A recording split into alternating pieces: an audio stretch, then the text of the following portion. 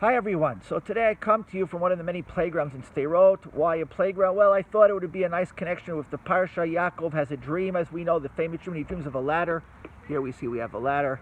And I thought that would be a nice connection. But I really want to share with you a message in this week's Parsha that the Midrash teaches us. So we read at the end of last week's Parsha how Rivka, Rebecca, and Yitzchak, Isaac, Yaakov's parents, send him away. They want him to go away because they want to save him from Esav's wrath. Esav is very upset that Yaakov took the blessings from him. That's how he sees it. And they send him to Lavan's house where he'll be safe. But before he goes to Lavan's house, Yaakov takes a detour. Where does he go? So he just doesn't go for a day. He goes for 14 years. He goes to yeshiva, not to Sderot. It wasn't around at the time, but to Shem Va'aver. Those were the two Torah giants at the time. He goes and sits in yeshiva and learns for 14 years. The Midrash goes as far as to say that he didn't sleep for 14 years. But he goes and learns there. Now, why did he go there before he went to Lavan's house? Well, the answer is obvious. He knows where he's going.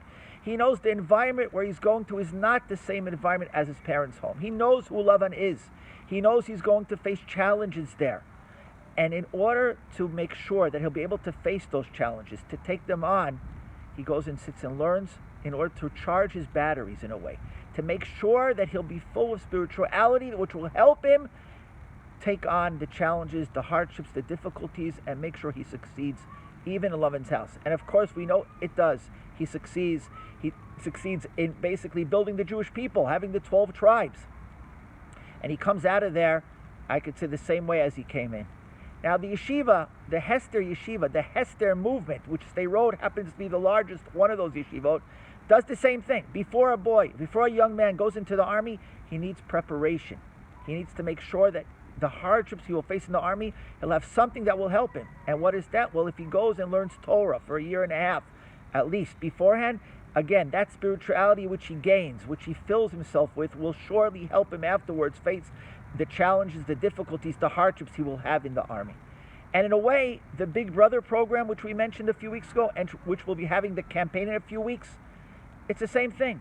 Preparation. What are we doing? We're preparing these young boys in Sderot, the 7th graders, the 8th graders, that in order that they'll have an outlet, they'll have someone they can meet, forge a relationship with our students in order to prepare them in case things do get bad, in case things, like we say, heat up.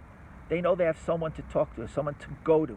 So anyway, that's preparation also. That's what life is all about. Preparing yourself for what lays ahead. Preparing yourself for the hardships, the difficulties. So God willing, we should all learn from Yaakov, for our father Jacob, and prepare ourselves in life for everything we might meet. And Emir Hashem will only see good. Shabbat Shalom.